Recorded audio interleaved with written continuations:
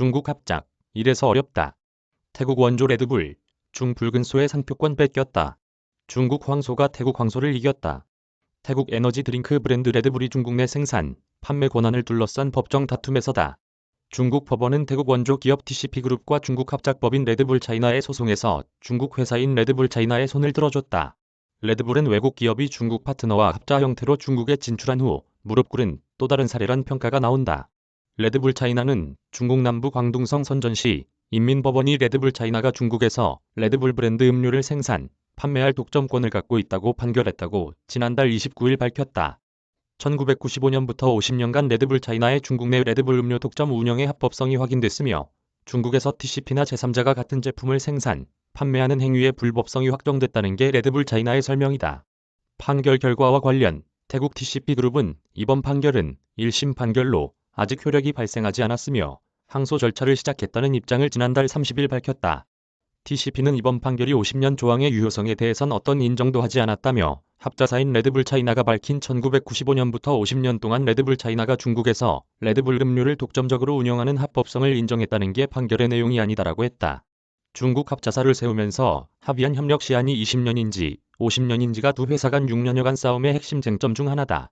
레드불은 2021년 전 세계에 172국에서 98억 개 캔이 팔린 대표적인 에너지 보충 음료다. 태국 제약사 TCP 창업자인 중국계 태국인 사업가 찰레오 유비디아와 오스트리아인 디트리히 마테쉬츠가 1984년 오스트리아의 레드불 GmbH란 회사를 세우고 3년 후인 1987년 레드불 브랜드로 첫 제품을 출시했다. 레드불이 모태는 유비디아가 1975년 개발해 동남아에서 주로 판매한 에너지 드링크 크라팅다행이다. 카페인, 타우린, 이노시톨, 비타민 D, 사탕수수 등을 함유한 무탄산 음료로 처음엔 건설, 운송 등 분야의 육체 노동자층을 겨냥해 판매했다.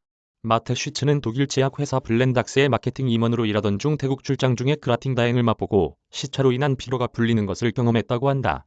마테쉬츠와 유비디아는 각각 50만 달러를 투자해 오스트리아의 레드불 GmbH 회사를 세웠다. 각각 49% 지분을 가졌다. 나머지 2% 지분은 유비디아의 아들 찰름이 가졌다. 이 때문에 2012년 유비디아 사망 후 아들인 찰름이 레드불 지분 51%를 갖게 됐다. 사망 당시 유비디아는 순자산 50억 달러를 보유해 태국 3위 부호로 이름을 올렸다. 1987년 오스트리아에서 첫 출시된 레드불은 유럽인 입맛에 맞춰 원조 음료인 크라팅다행의 탄산을 첨가하고 당도를 낮춘 제품이다. 파란색과 은색 캔으로 된 레드불은 출시 직후부터 젊은 층 사이에 폭발적 인기를 끌며 유럽 전역으로 확장했고 1997년엔 미국 시장으로 진출했다. 미국 시장조사 기업 티포의 보고서에 따르면 레드불은 2020년 세계 에너지 드링크 시장 점유율 43%로 1위를 차지했다. 미국 몬스터 에너지가 39%, 록스타가 10%로 뒤를 이었다. 2021년 레드불 전세계 매출은 88억 7천만 유로로 코로나 사태 전인 2019년 대비 46% 이상 늘었다. 유비디아와 TCP그룹이 중국 시장에 발을 들여놓은 것은 1993년이다. 중국 남부 섬 하이난성에 중국 첫 공장을 세우고 훅류란 중국어 브랜드명을 지었다. 이어 1995년 중국 레이노드 그룹과 훅류 비타민 음료 유한공사란 합자사를 세웠다. 레이노드 그룹은 중국계 태국인 사업가인 찬차이 루아이룽 루왕이 1980년대 태국에서 설립했다가 중국으로 옮긴 회사다. TCP그룹이 상표 라이선스를 제공하고 레이노드 그룹이 중국 내 제조와 판매를 맡기로 합의했다. 양측 갈등은 합자사 출범 20년 후인 2015년 말 불거졌다. TCP그룹은 양측 협력 기간이 20년이기 때문에 중국에서 레드불 상표 사용권은 2016년 만료된다고 주장했다.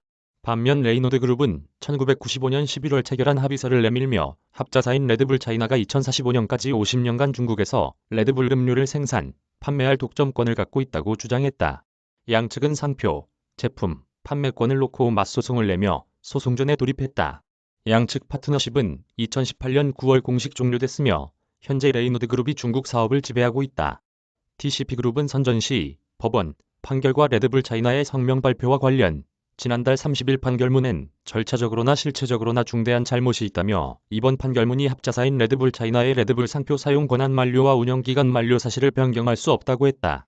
이미 중국 최고 심판기구인 최고인민법원이 2020년 12월 21일 TCP그룹이 보유한 레드불 상표권과 레드불 차이나의 상표 사용 허가 합의가 2016년 10월 6일 만료됐다는 사실을 최종 판결했다는 것이다. 그 근거로 1998년 8월 레이노드 그룹 등 투자자 측과 서명한 98년 합자 계약을 제시했다. 합자 회사의 기한은 20년으로 한다는 내용과 98년 합자 계약의 법률 효력이 이전에 형성된 어떤 기타 문건보다도 높다는 내용이 명시돼 있다는 것이다. 또 레이노드 그룹이 주장하는 1995년 11월의 합의서는 각 당사자가 정식으로 서명한 유효한 합의 문건이 아니라고 했다. 앞서 2020년 최고인민법원 최종심에서 레이노드 그룹 측이 제출한 50년 유효 합의서의 진위를 놓고 의문이 제기됐다. 이 합의서가 원본이 아니라 사본이었기 때문이다. 레이노드 그룹 측은 지난해 2월 돌연 재판부에 50년 유효 합의서 원본을 제출했다고 발표했다. TCP그룹은 레드불 차이나 경영기한과 상표 사용 허가 기한이 만료된 후에도 레이노드 그룹이 여전히 치매 제품인 흑류 비타민 기능 음료 위법 생산과 판매를 계속하고 있다며 이는 중국의 법치 체계를 멋대로 짓밟는 행위라고 비판했다. 또 유비디아 가족이 전세계 레드불 브랜드와 레드불 상표의 설립자이자 소유자이며 전세계 레드불 제조법의 독점 보유자라고 강조했다. 유비디아 가족은 2020년 5월 중국 사업체 구축에 3년간 1억 5천만 달러를 투자하겠다는 계획을 밝힌 바 있다. 카피라이트 조선비즈 앤 조선닷컴